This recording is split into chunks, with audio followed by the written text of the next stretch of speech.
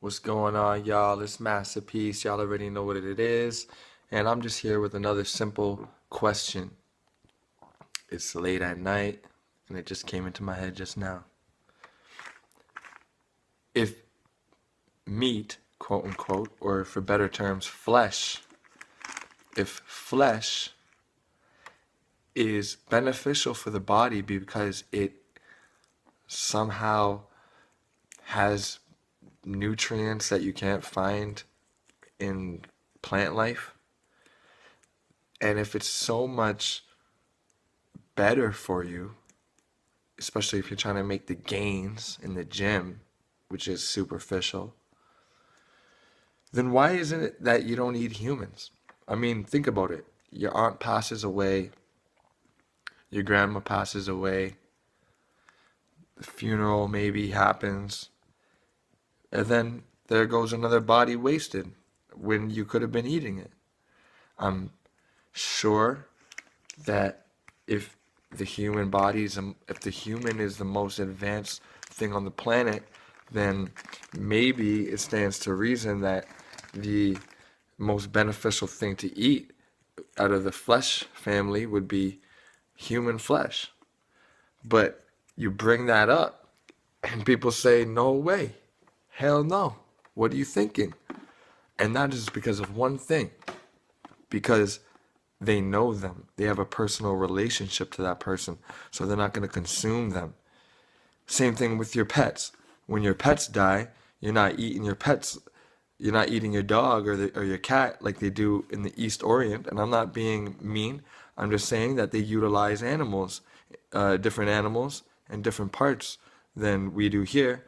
And we get upset when they use cat and animals like dogs and other domesticated animals. But over there, they're not domesticated, they're wild, and you get upset that they're eating it because they're quote unquote your best friend.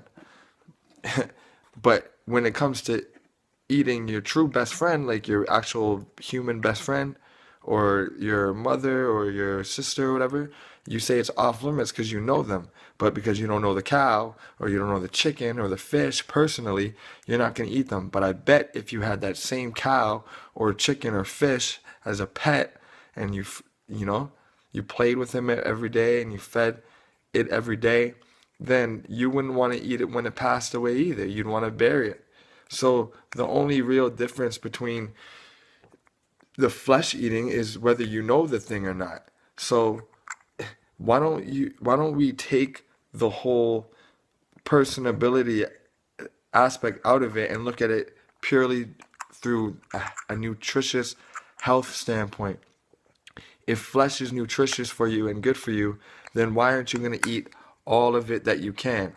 Why are you letting, you say that you buy a steak and you don't finish it and boom, it's going to waste. Well, why are we letting people die and our pets die and we're not utilizing their meat?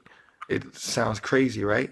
Well, to a plant-based eater like myself and millions of others, it's just as crazy to eat an animal that you don't know, because an animal that you don't know has diseases that you don't know about and has been handled in ways that you don't know of, and those vibrations carry into you. And if you don't think so, then you should look up Dr. Emoto's um, uh, work on water. Just type in Emoto and water, and how vibrations and even thoughts, which are another form of vibration, uh, how they affect things, okay? And they restructure molecularly.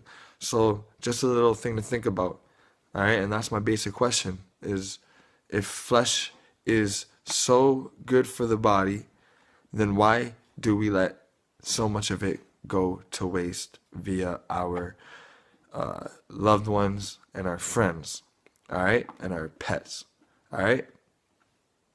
Bet you never thought about that.